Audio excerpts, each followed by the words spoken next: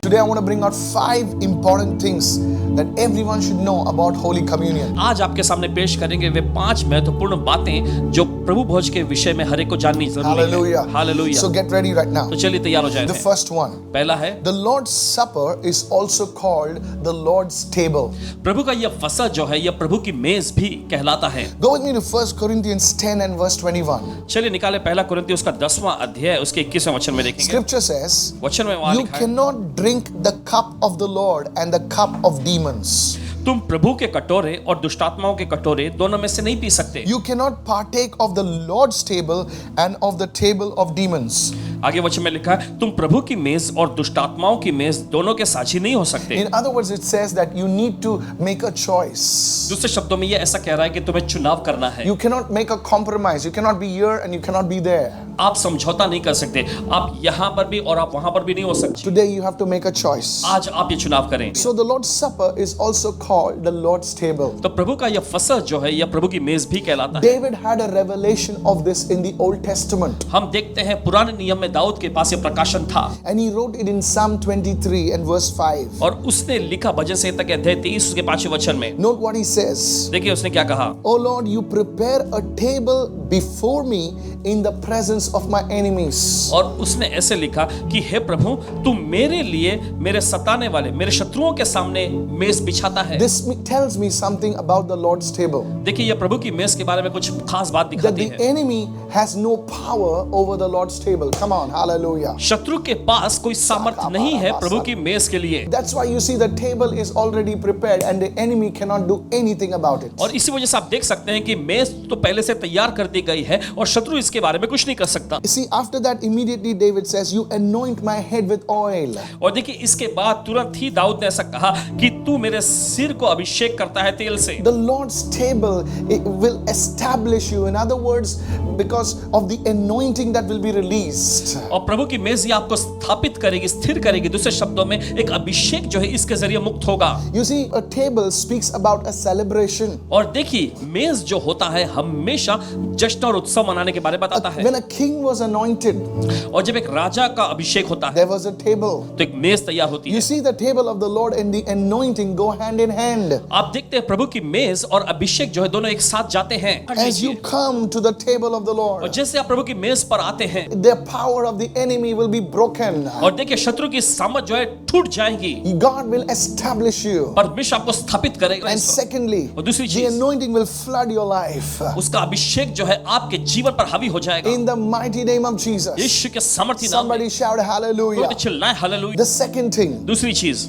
the Lord's Supper is also called communion, प्रभु का यह फसह जो है यह कहलाता है प्रभु भोज or it is called a cup of blessing. या फिर इसे कहें आशीष का प्याला। Very interesting. बहुत ही दिलचस्प है। Go with me to 1 Corinthians chapter 10 and verse 16 right now. चलिए निकाले पहला कुरिन्थियों उसका 10वां अध्याय 16वें वचन में। Okay, the word of God says over there, वहां पर परमेश्वर का वचन कहता the है cup of blessing. यहाँ पर वचन में आया है आशीष का प्याला यानी धन्यवाद का प्याला। You see, David also had a revelation there. He says, my cup overflows. और देखिए दाऊद के पास भी ये प्रकाशन था। उसने कहा कि मेरा प्याला उमड़ रहा है। This cup of blessing is not like some half-filled thing. It's a cup that is overflowing. और ये आशीष का प्याला जो है कुछ ऐसी पात्र नहीं जो आधा अधूरा भरा हुआ है। नहीं नहीं नहीं, ये उमड़ने लगता है। That's why you see it's called a cup of blessing, और इसी वजह से आप देख सकते हैं इसे कहा गया है आशीष का प्याला। which we bless. Is it not the communion of the blood of Jesus Christ? और आगे लिखा है क्या जिस पर हम धन्यवाद करते हैं क्या मसीह के लहू की सहभागिता है? नहीं। The bread which we break, is it not the communion of the body of Christ? वह रोटी जिसे हम तोड़ते हैं क्या वह मसीह की देह की सहभागिता नहीं? So two things we see over here. तो दो चीजें हम यहाँ देखते हैं। The cup of blessing पहला तो है आशीष का प्याला and communion. और दूसरा The सहभागिता। word communion means a fellowship. और यह शब्द जो आया है सहभागिता इसका मतलब होता है संगति। As you come to the Lord's Supper, और जैसे आप प्रभु के फसह में भाग लेते हैं there is an overflow of blessings that it comes in your life. और देखिए आशीषों का एक उमड़ने वाला स्तर आपकी जिंदगी जिंदगी पर आ The जाएगा। third thing is that you enter into fellowship with the Lord. और तीसरी चीज ये होगी कि आप प्रभु के साथ एक संगति में कदम रखेंगे। That koinonia, that intimate fellowship with the Lord. प्रभु के साथ वो कोइनोनिया का अनुभव, वो घनिष्ठ संबंध का अनुभव आपको That's a मिलेगा। Greek word for fellowship. ये संगति यानी सहभागिता के लिए यूनानी शब्द है। Hallelujah. Hallelujah. Sometimes we feel as if God is so far away from us. कभी-कभी हमें ऐसा महसूस होता है कि परमेश्वर हमसे कोसों दूर है। We feel, is he really listening to us? हमें ऐसा महसूस होता है कि क्या सचमुच हमारी सुनता भी है। But in communion, लेकिन इस सहभागिता you में, have close fellowship with the Lord. इस प्रभु भोज में देखिए आप प्रभु के साथ एक करीबी संबंध में आते This हैं। has been the secret of many prophets, many great men, apostles of God.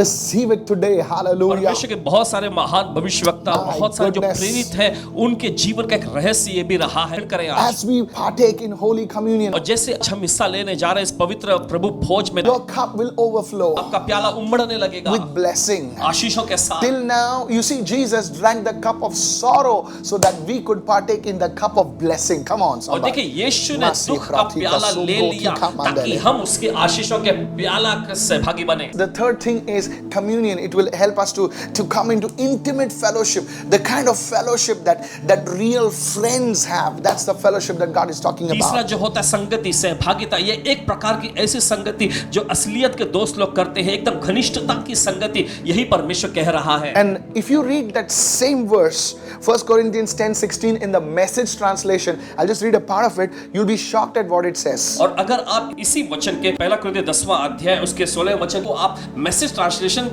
जो बाइबल में उसके मुताबिक पढ़ेंगे तो आप चौंक जाएंगे जो लिखा गया है। Listen to this. सुनिए ध्यान से। He raises us to what he is. Oh my वो goodness. हमें उस स्तर तक उठाता है जिसमें वो खुद है।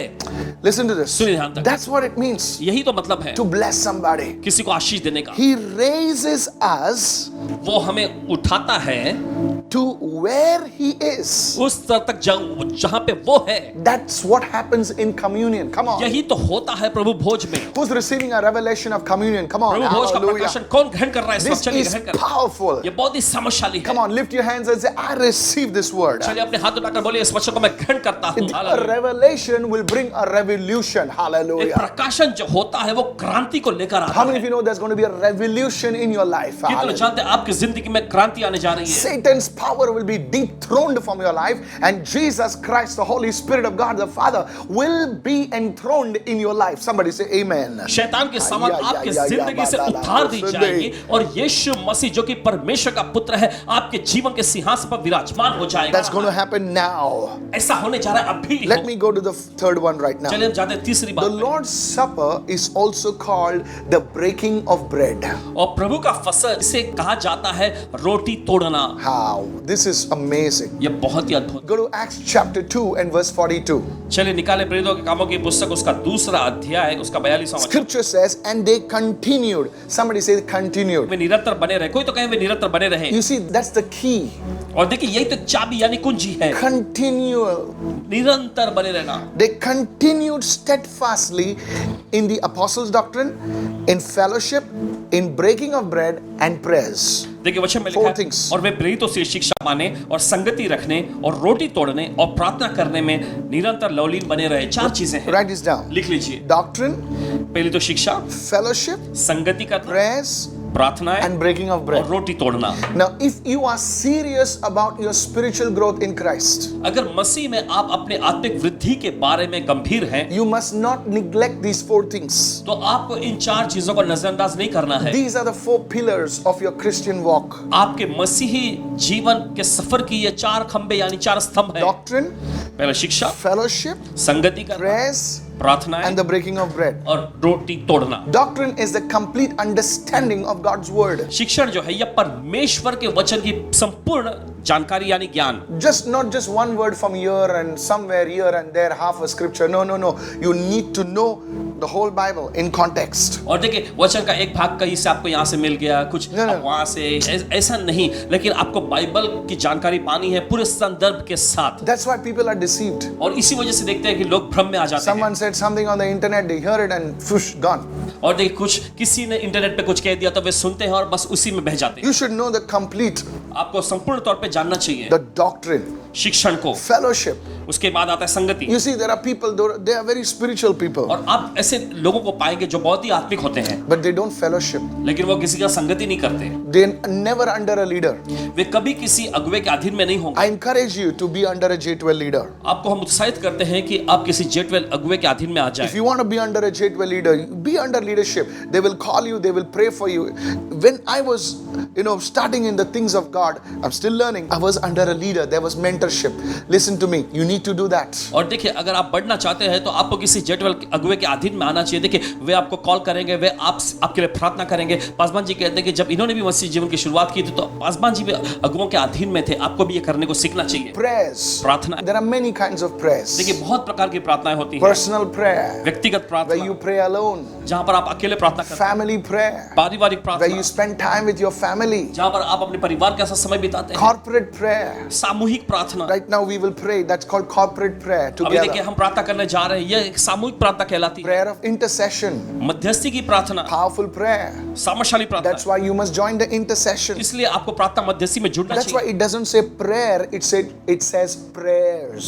और इसीलिए देखिए, यहाँ पे प्रार्थना नहीं, प्रार्थनाएं लिखा गया है। Get this revelation, इस church. प्रकाशन को पा लीजिए And the कलीसिया। fourth one, और breaking of bread. चौथा जो है वो है रोटी तोड़ना। You see, these all four are placed on the same level. आप देखते हैं ये चारों बातों को जो है एक ही स्तर में रखा गया You है। cannot neglect one for the other. आप एक के लिए दूसरे को नजरअंदाज नहीं कर सकते। In my early days Paswan ji बताते हैं अपने शुरुआती दिनों में of walking with the Lord, प्रभु के संग चलने में, a wonderful man of God, Pastor Paul Quadros, और प्रभु amazing man of के God. बड़े अद्भुत सेवक जी पासवान पॉल कॉड्रोस जी बड़े अच्छे व्यक्ति, He's a senior pastor. वे एक वरिष्ठ पासवान हैं। He taught me the importance of breaking bread, and I'm not ashamed to say this. और रोटी तोड़ने की अहमियत को उन्होंने पासवान जी को सिखाया और इसे कहने में शर्मिंदगी महसूस नहीं करते। I learned from many great men of God. परमेश्वर कई महान जनों से पासवान जी ने सीखे Some of them I did not meet.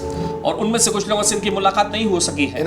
Mohansi Lazarus Anna, man of God. मोहसी Lazarus Anna ji, So many men of God in India. भारत देश में परमेश्वर कई सारे जन हैं। God bless them. परमेश्वर ने आशीष दे। Reverend Paul Tangaya. Paul Tangaya ji, Wow, what an amazing man of God. परमेश्वर कितने अद्भुत अभिषेकी जन हैं वे। So I learned from great men of God. And Pastor Paul Quadros would come to our house regularly, We were friends, We were not going to that church, but yes, he would come to us, take the time and teach us about the breaking of bread. बताना चाहते हैं कि Paswan Paul कॉड्रोस जी पासवान जी के घर में आया करते थे और जैसे कि कहते हैं कि उनकी कलीसिया में तो पासवान जी नहीं जाते थे, लेकिन फिर भी वो समय निकाल कर आते थे और प्रभु भोज के बारे में, रोटी तोड़ने के बारे में इस चर्चा करते थे, सिखाते थे और इस सत्र को आगे बढ़ाते थे। And me and my wife, we were a young couple back then, Paswan ji और पास्टर अनीता जी दोनों एक नौजवान जोड़े उस वक्त थे। And he would pray with us, break bread with us. तब वे इनके साथ मिलकर प्रार्थना करते, साथ में मिलकर रोटी तोड़ते। You see, I believe that was one of the keys to my spiritual growth. Paswan ji पूरा यकीन मानते हैं कि वो एक खास चाबी थी इनके आत्मिक वृद्धि के लिए। May it be your key today. होने दीजिए कि ये आपकी चाबी भी बन जाए आज। May you receive this right now. होने दीजिए कि आज आप इसे ग्रहण करें इस I वक्त। thank God for such dear men of God. परमेश्वर इन प्रिय जनों के लिए शुक्रिया अदा करते हैं। If you are listening to this, अगर आप सुन रहे हैं इसे, I tell you, God has a purpose for you to listen to this message. तो कहना चाहते हैं कि परमेश्वर के पास एक खास उद्देश्य है कि आप इस संदेश को सुन। The fourth thing, चौथी चीज, the 5 blessings of the Passover meal. Write this down. फसह का जो भोजन होता है, इसके जो 5 आशीष। If you read the Old Testament, अगर आप पुराने नियम को पढ़ेंगे, got ready to bring the children of Israel out of the bondage of 430 years of slavery. देखिए परमेश्वर तैयार हो गया था कि इजरायलियों को 430 साल की गुलामी और बंधुआई में से बाहर लेकर आए। The night before they are coming out, जिस रात से पहले वो निकल के बाहर आने वाले थे, he institutes the Passover meal. तब उन्होंने फसह के भोजन की स्थापना की। You see, their breakthrough came on a night called Passover. और देखिए उनका आश्रम आया फसह की रात में। What was the Passover? और ये फसह क्या था? 2 things were involved. 2 चीजें शामिल थीं। The blood was involved लहू इसमें शामिल था and the bread was involved. और रोटी इसमें शामिल A थी। lamb was killed. एक मेमना को काटा The जाता blood was applied और लहू को लगाया जाता and the bread was eaten. और रोटी खाया जाता। Come on, unleavened bread. और अख़मीरी रोटी। And because of that, और उसके वजह से 5 blessings were released. God says, I will release 5 blessings. 5 आशीषें मुक्त होती। परमेश्वर कहता था मैं 5 आशीषों को मुक्त करूंगा। I don't know 5 because 5 is the number of grace.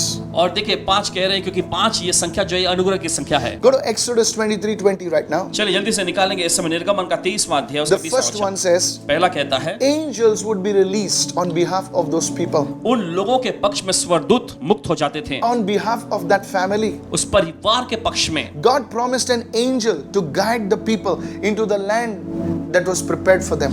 जरा कल्पना करें, परमेश्वर स्वर्गदूत को ये अगुवाई करता कि जिस प्रतिज्ञा के देश में ले जाने के लिए परमेश्वर के लोगों से कहा गया उस देश में जाने के लिए अगुवाई करें। Come on, hallelujah. चले बोले hallelujah. So you see an angel being released. और स्वर्गदूत मुक्त हो जाते थे। The second thing, दूसरी चीज God said in Exodus 23:22, परमेश्वर ने कहा निर्गमन का 30वां अध्याय 22वां वचन, I will be an enemy to your enemies and I will oppose those who oppose you.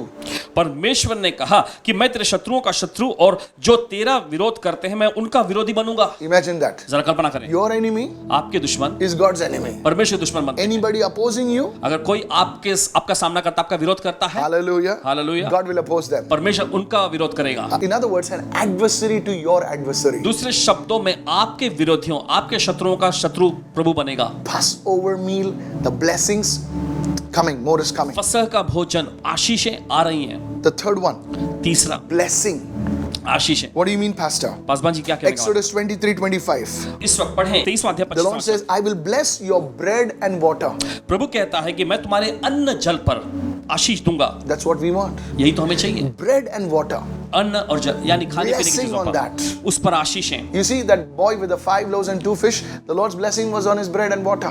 आप देखते हैं वो लड़का जो 5 रोटी 2 मछली Yeah. लिए हुए था, प्रभु की आशीषें उसके अन्न जल पर आ गई। Speaks of favor. ये भलाई के बारे में Lift बताती your है। hand and say, favor shall follow me wherever I go. अपने Hey. हाथ उठाकर बोलिए परमेश्वर की भलाई Come on. मेरे पीछे आएगी जहां कहीं मैं जाता हूं। Yeah. You see, the same Psalm 23, David says, surely goodness and mercy shall follow me wherever I go. और देखिए Hallelujah. वचन संहिता के उसी 23वें My अध्याय में दाऊद ने goodness. खुद कहा परमेश्वर की भलाई और करुणा यकीनन जहां कहीं मैं जाऊंगा मेरे पीछे पीछे आती रहेंगी। This will happen to you. ऐसा आपके साथ The होगा। fourth one, चौथा, affliction removed. और वो है रोग बीमारियां निकाल दिया जाना। Not only you will not be sick, but sickness will not be found around you. We need this today. और सिर्फ आप बीमार ही नहीं पड़ेंगे लेकिन आपके आसपास बीमारी ढूंढने पर भी नहीं मिलेगी। I आज want हमें you ये to चाहिए listen to me right now. और चाहते कि आप इसे, That's why it is called a table of the Lord. और इसीलिए प्रभु की मेज इसे नाम दिया गया। It does not belong to any denomination. ये किसी खास पंथ का नहीं है, It does not belong to Baptist, Methodist, Karuna Sadan, Catholic, whatever. It belongs to the Lord. ये Hallelujah. बैप्टिस्ट पंथ का, Yes, मेथोडिस्ट या करुणा anybody सदन does. या कैथलिक किसी Yes. पंथ का नहीं, ये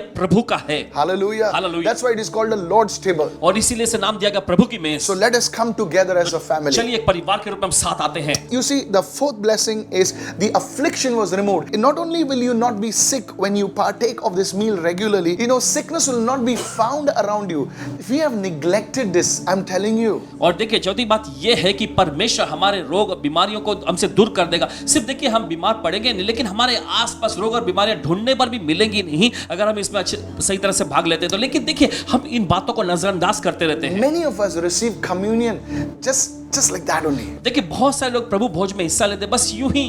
We don't have a revelation. हमारे पास कोई प्रकाशन नहीं It's होता। become a ritual. ये एक रीति रिवाज बन It's जाती है। become a common thing. ये हमारे लिए एक मामूली बात हो Oh, जाती है। today's communion. ओ आज प्रभु भोज का सत्र है। No, no, no. नहीं नहीं नहीं। You may be a very ordinary person, my शायद friend. आप कोई एकदम सीधे साधे व्यक्ति हों। You may not be calling yourself a spiritual person. No problem. आप अपने आप को कोई आत्मिक व्यक्ति भी नहीं कहते, कोई God बात नहीं। can change that today. परमेश्वर आज उस हालात को बदल सकता say, है। Lord, आपको कहना चाहिए प्रभु Thank you, Lord, for your body which was broken. Thank you for your blood. So many blessings, so much things I never knew, oh God. Have mercy on me, Lord. And you know what? These things will start activating in your life. धन्यवाद प्रभु तेरे शरीर के लिए जो मेरे लिए तोड़ा गया। धन्यवाद तेरे लहू के लिए प्रभु। और इतनी सारी आशीषें इसमें छिपी हुई मुझे नहीं पता था प्रभु। और जब आप इस बात को मान लेंगे प्रभु मुझ पर दया कर, ये आशीषें आपके जीवन में सक्रिय हो The जाएंगी। fifth one, पांचवा है God says He will remove barrenness and life will begin to flow. परमेश्वर कहता है कि वो बांझपन को निकाल देगा और जीवन बहने लगेगा। Exodus 23,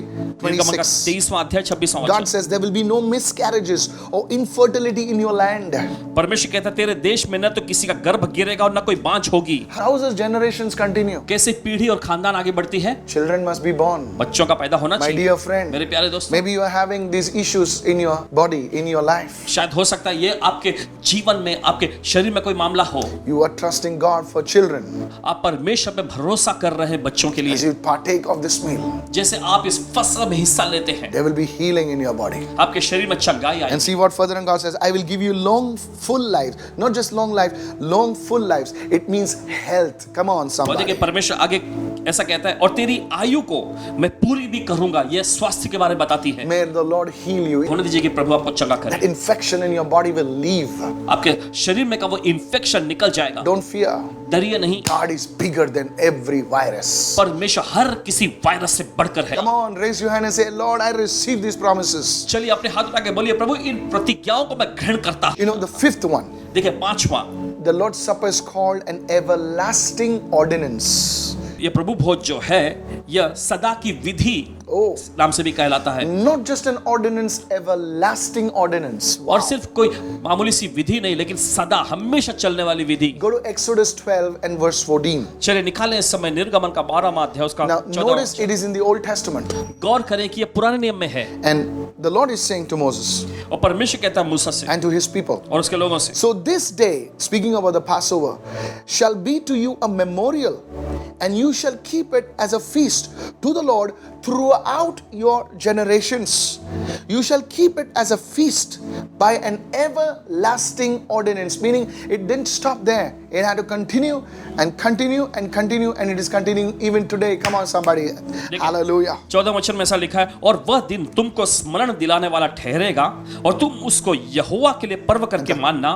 वह दिन तुम्हारी पीढ़ियों में सदा की विधि जानकर पर्व माना जाए। देखिए वो वहीं पर समाप्त नहीं होता, खत्म नहीं होता, लेकिन चलता जाता है, निरंतर चलता जाता है, यहां तक कि आज भी ये चल रहा है। Now, why do you think Passover is so special to God? और क्यों आप ऐसा सोचते हैं कि फसह जो है प्रभु के लिए बहुत ही खास है? Why does He want us to celebrate it forever? और क्यों प्रभु चाहता है कि हम हमेशा इसका जश्न मनाएं? The answer is amazingly simple. और इसका उत्तर जो है बहुत ही अद्भुत तौर पे सरल है। Passover फसह was a prophetic picture of God's only Son, Lord Jesus Christ. He would one day come and die for you and me for the forgiveness of sins on that cross. He would be the Passover lamb. Hallelujah. फसह जो है प्रभु के परमेश्वर के पुत्र मसीह यीशु के बारे में भविष्यवाणी का प्रतीक है कि वो एक दिन आएंगे और उसके लोगों के लिए मेमने के रूप में सारे लोगों के पापों के लिए मरेंगे।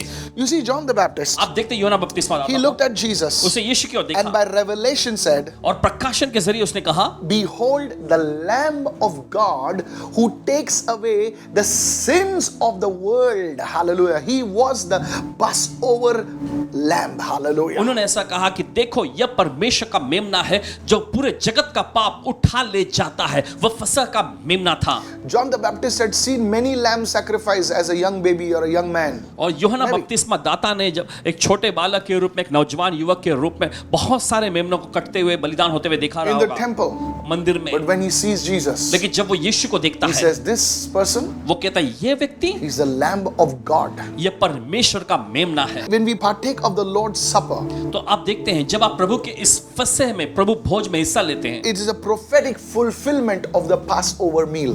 तो यह एक भविष्यवक्ताई परिपूर्णता है फसह के उस भोजन के बारे में। And Paul the Apostle writes something very powerful. और प्रेरित पौलुस लिखते हैं कुछ बहुत ही जबरदस्त। In 2 Corinthians 3:11, और उन्होंने ऐसा कहा, दूसरा कुरिन्थियों उसका 3 अध्याय 11वें वचन में, if what is passing away was glorious, speaking of the old covenant, what remains is more glorious, referring to the new covenant. देखिए वचन में इस तरह से उन्होंने कहा, क्योंकि जब वह जो घटता जाता था, यानी पुरानी वाचा, पुराने नियम के बारे में बताता है, तो इतना तेजोमय था, तो वह जो स्थिर रहेगा, जो नया नियम जो स्थिर रहेगा और भी तेजोमय क्यों ना होगा। So in the Old Testament Passover meal, you had so many miracles, so many blessings, so much deliverance happening. So just imagine in the new covenant how much more things should happen. तो पुराने नियम के फसह के भोजन के समय में देखिए इतने सारे आशगम, छुटकारा, अद्भुत काम होने लगे, तो सोचिए जरा नए नियम के फसह में प्रभु भोज में जब हिस्सा लेते तो कितना ज्यादा आशगम होगा। Somebody is receiving this. कोई तो ग्रहण कर रहा है Say, ये। I receive it in the name of बोलिए मैं Jesus. ग्रहण करता हूँ यीशु के नाम। Pastor, today I want to receive this.